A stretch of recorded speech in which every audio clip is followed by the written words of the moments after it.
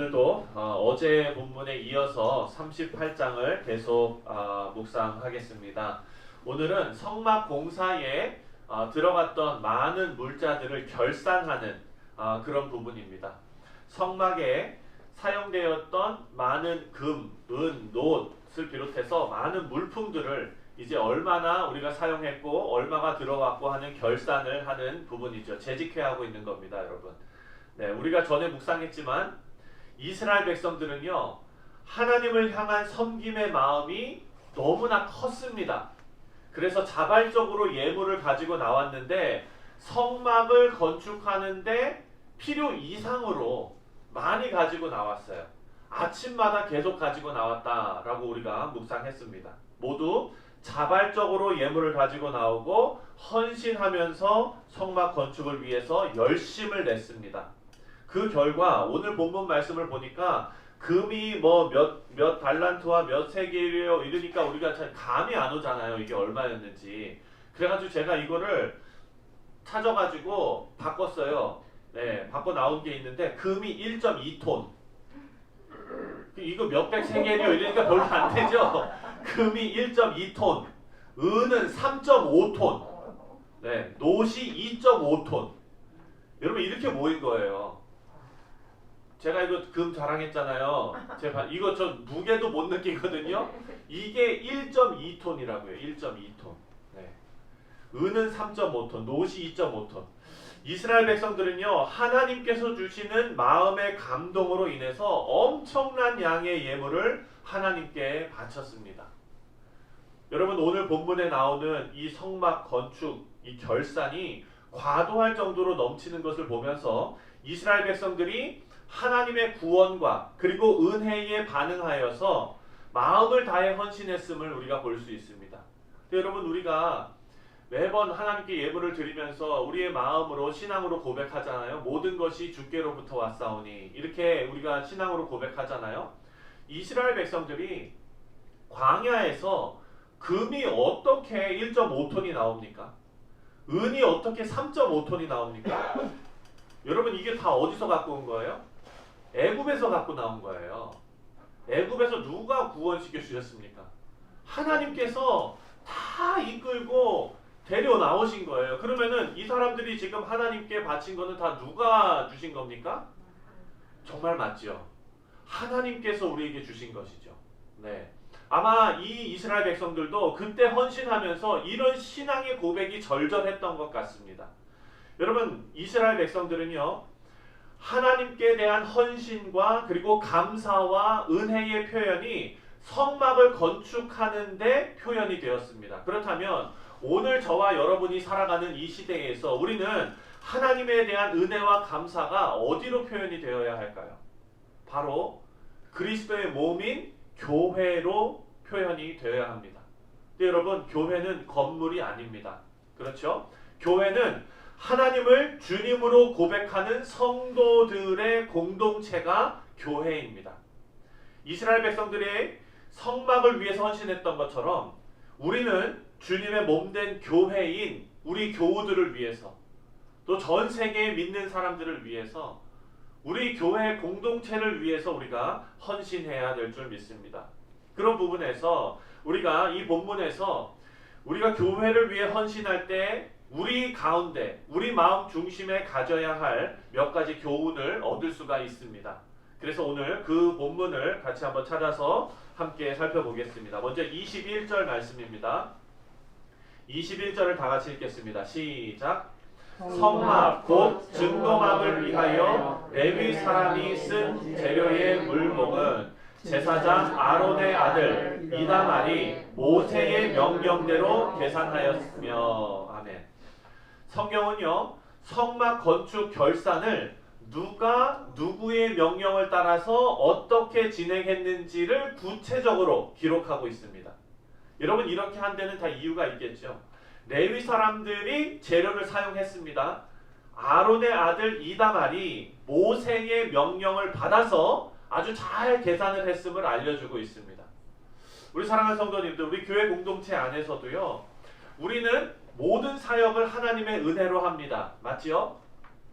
맞잖아요. 우리 모든 사역은 하나님의 은혜로 우리가 감당하고 있습니다. 그렇다고 하나님 은혜라고 해서 우리가 각자 자기가 원하는 대로 행동하는 것이 옳습니까? 옳지 않습니까?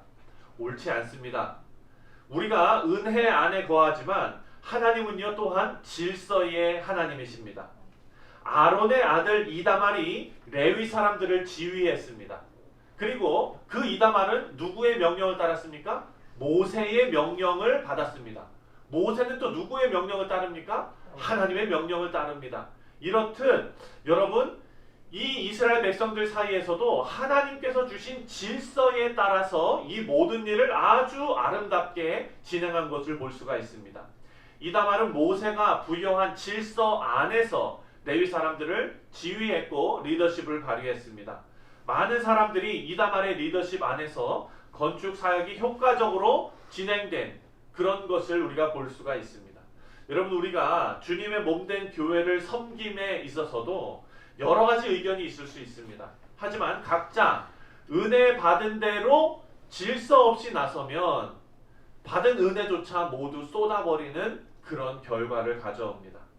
우리 모두가 하나님께서 우리 뉴욕 성실 장로 교회에 부여하신 그 질서 안에서 서로 절제하고 순종하고 그리고 그 안에서 최선을 다해서 헌신할 때에 하나님께서 큰 영광 받으실 줄 믿습니다. 네, 두 번째는 22절 말씀이에요. 22절에서도 아주 중요한 교훈을 얻을 수 있습니다. 우리 다 같이 읽겠습니다. 22절 시작. 유다 지파 훌의 손자여 우리의 아들 브살렐은 여호와께서 모세에게 명령하신 모든 것을 만들었고. 아멘. 여러분 브살렐은요 하나님께서 성막 건축을 위해서 지명하여 부르셨습니다. 이스라엘 백성들 안에서 누가 잘하냐 해가지고 뽑은 게 아니에요. 하나님께서 직접 지명하여 불렀습니다. 그런데 이 브살렐이 이 사역을 감당하는 태도가 22절에 아주 잘 나타나고 있어요. 브살렐은요 여호와께서 모세에게 명령하신 모든 것을 만들었고 라고 기록하고 있습니다. 여러분 한번 생각해 보십시오. 하나님께서 여러분을 딱 집어가지고 딱 부르셨어요. 그러면 어떻겠습니까 마음에? 다들 겸손하신 분들은 그렇게 없어가지고 저는 하나님께서 딱 집어가지고 그냥 아주 모든 사람이 알아볼 수 있게 그냥 저한테 빛이 번쩍해가지고 뭐 이렇게 어떻게 됐다 그러면은 너무 우쭐할 것 같아요. 근데 여러분 브살렐은 어떻게 했냐면은요 겸손하게 모세에게 하나님께서 말씀하신 그 말씀 그대로 성실하게 모든 일을 했어요.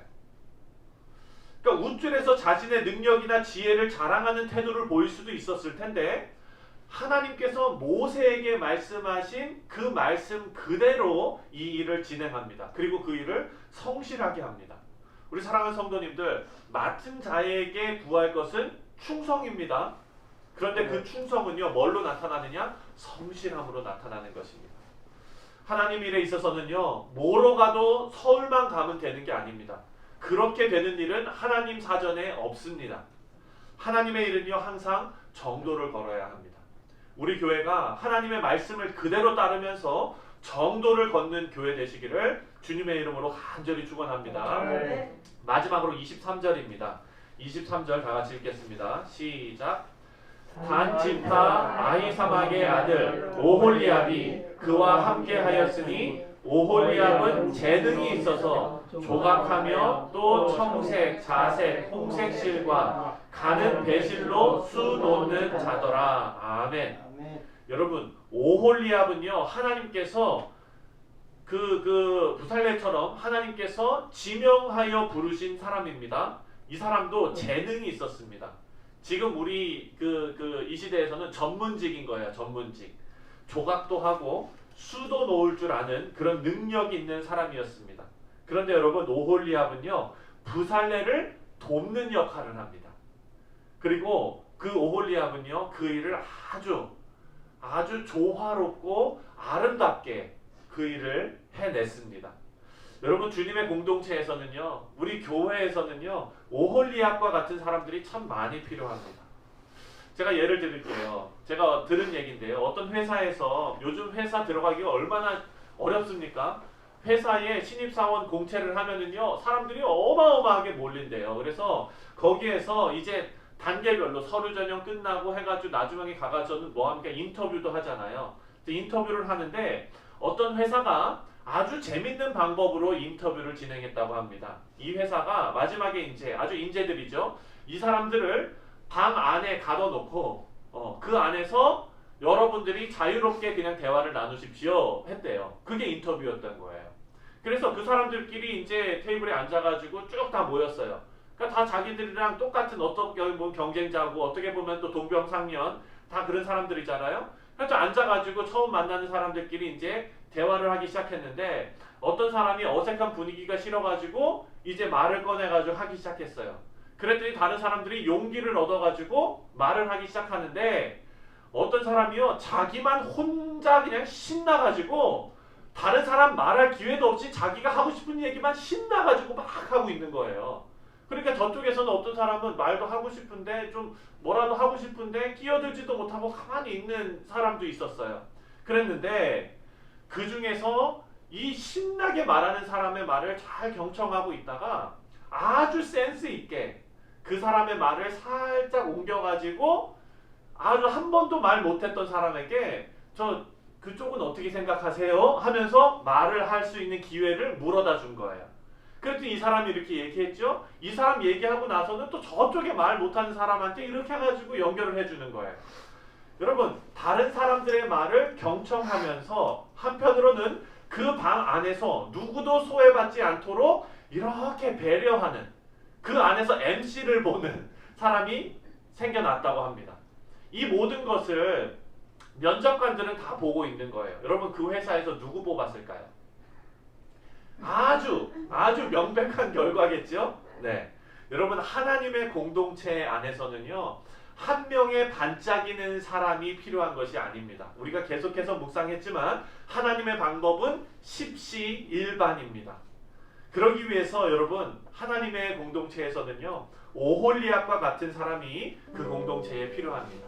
우리 교회에도 오홀리압과 같은 사람, 함께하는 삶, 더불어 사는 삶에 꼭 필요한 덕목이 바로 협조자가 되는 것인데 그런 협조자가 우리 교회에서 많이 나타날 수 있도록 여러분 위해서 기도하시고 또 우리가 그런 협조자가 되시기를 주님의 이름으로 축원드립니다. 우리 사랑하는 성도님들 하나님께 대한 감사와 그리고 은혜가 성막을 위해서 헌신하는 모습으로 오늘 본문 말씀에 잘 나타난 것을 우리가 살펴보았습니다. 우리는요 감사와 은혜가 하나님께서 피로 값주고 사신 주님의 몸된 교회의 헌신의 모습으로 나타나야 될 줄 믿습니다. 그렇기 위해서 우리가 몇 가지 아주 귀중한 덕목을 살펴보았습니다. 여러분 그런 아름다운 모습이 우리 가운데 나타나고 우리 교회 가운데 나타나고 또 우리의 헌신이 교회의 질서 안에서 또한 하나님의 말씀 안에서 또 서로 세워주는 동역자의 모습으로 우리 가운데 나타나시기를 주님의 이름으로 간절히 축원드립니다. 기도하겠습니다. 하나님 감사합니다. 우리에게 귀한 공동체를 하나님께서 주셨습니다.